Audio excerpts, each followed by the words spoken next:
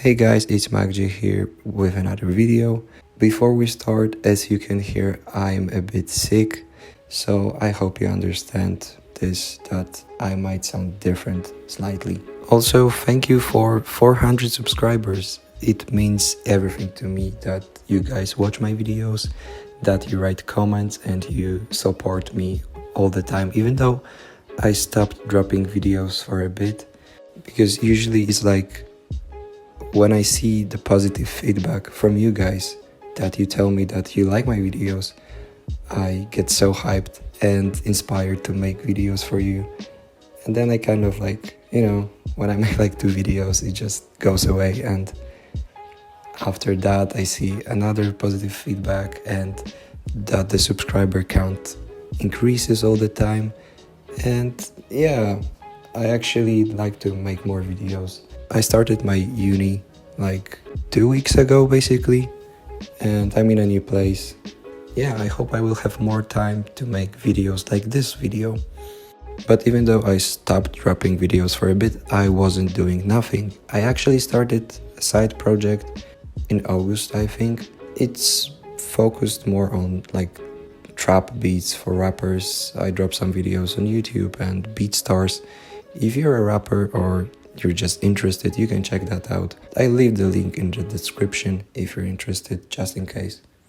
Also, I recently made a cool flip of Drake's What's Next and Heatwave about the big guns. So if you want me to drop it, you can let me know in the comments and yeah, I will drop it.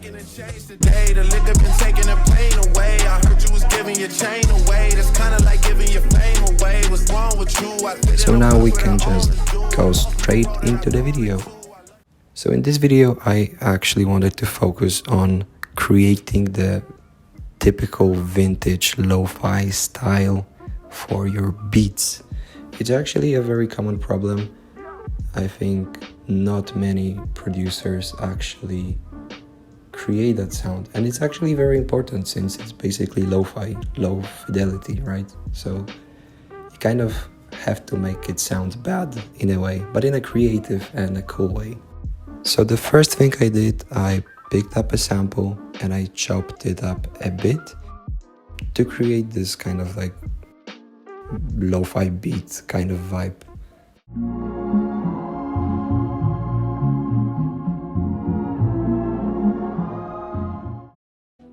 I was actually thinking about making another video about sampling in general, so I won't talk about this much in this video.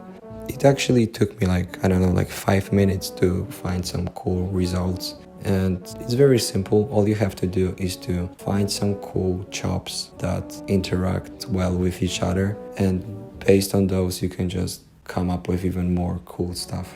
I always like to start with something that is kind of like more stabby and hits at the beginning. And based on that, I just go and experiment with what sounds well.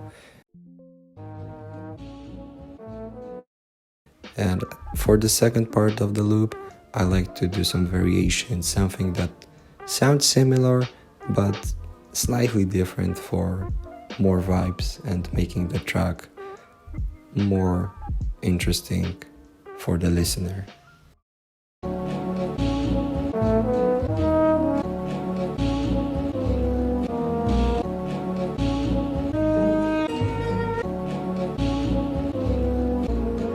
Also, I have this weird technique of sampling where I don't really care about the BPM and anything. I just drop the sample into the sampler. So the common problem that this creates is that sometimes the chops are not on time, kind of. So the cool thing to do is to just make a short drum pattern or just use a random loop and see if the chops sound well.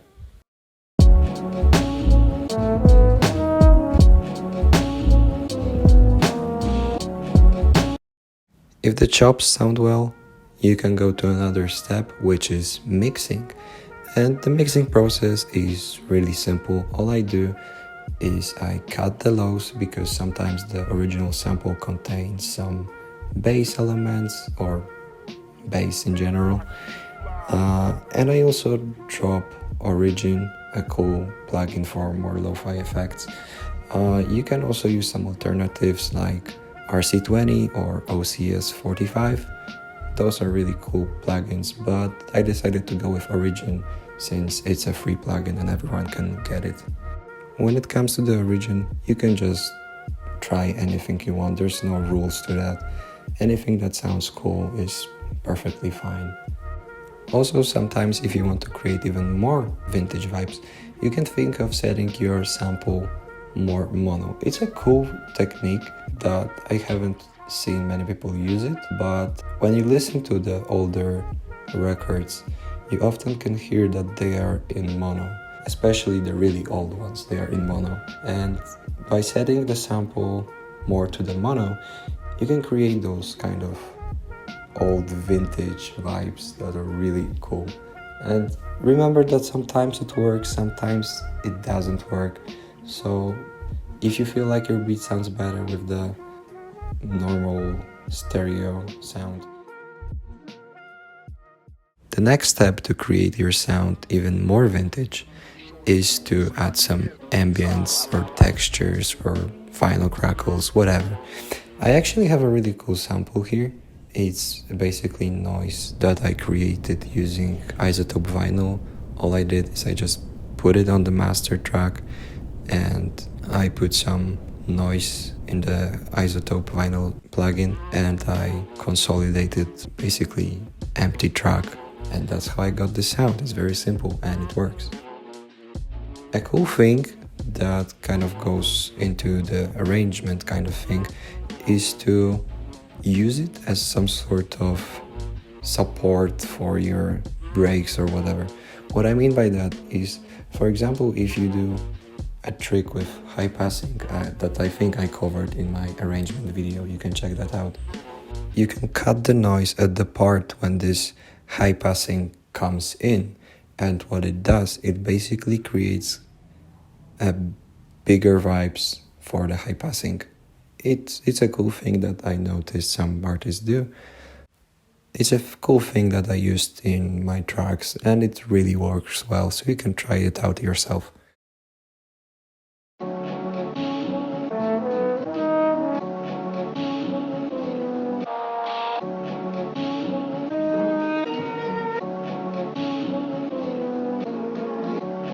So another thing you can implement in your beat making is the percussion elements, and especially the jazz ones. I fell in love with using Jazz Brush. It's a really cool percussion sound that kind of gives this background sweepy effect, but it really adds a lot of vintage vibe into your beat, and I highly recommend to use it. You can find it online or on Splice, I think, or in some random lo-fi packs. It's a really cool sound, so you can use that, or any other percussion loops, anything that really works well with your track. It's up to you, but definitely keep in mind to use some kind of elements like this, especially if they are jazzy. It really adds whole vibes to the beat.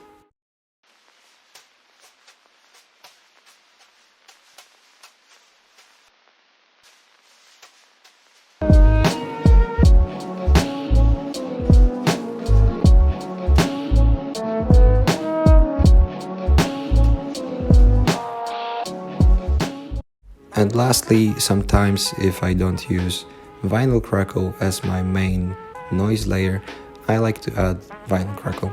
It's a very common sound and I think everyone have it, every lo-fi producer at least.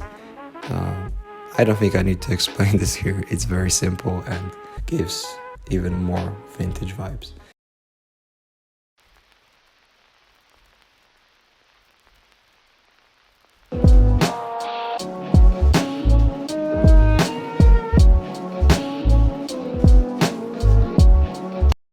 And with all of those sounds, you can create a very strong bass for the vintage beats. It doesn't have to be lo-fi, you can create very cool samples using those techniques that I presented here. They are very simple, but many people focus more on the mix and stuff like this when mostly the best vibes come from the ambience, from the processing of the sample itself. You don't have to worry about like having the right frequencies or stereo shapes or whatever. It doesn't really matter. In the end, if your beat sounds fire and even if the mix is poor, it doesn't matter. Most people don't really care about the mix, they care about the vibes, especially in lo-fi music. You don't have to use every single sound that I presented here. That's a very important thing.